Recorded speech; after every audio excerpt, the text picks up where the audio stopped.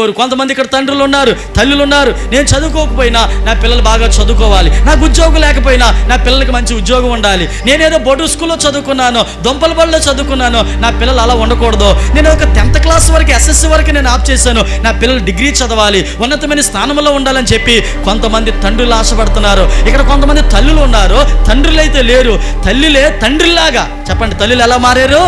తండ్రిలాగా ఉండి భర్తను పట్టించుకోకుండా అడిగ తాగుబోతాడు మారడు, తిరుగుబోతాడు మారడు. సో భర్త ఉన్నా కానీ లేనట్టే ఒక వేస్ట్ పిల్లో, అనవసరంగా ఒక వేస్ట్ పిల్లని పెళ్లి చేసుకున్నాను, అనవసరంగా రాంగ్ స్టెప్ వేసేసాను, అనవసరంగా 2-3 పిల్లలు కనేసని చెప్పి కొంతమంది తల్లులు ఆ భర్తను పక్కన పెట్టి, ఆ ఉద్దేశాలు పక్కన పెట్టి, ఆలోచనలు పక్కన పెట్టి, రెక్కలు ముక్కలు చేసుకొని 24 గంటలు కష్టపడి పిల్లల్ని ఉన్నతమైన స్థానంలో పెట్టే తల్లులు లేకపోలేదు ఇక్కడ.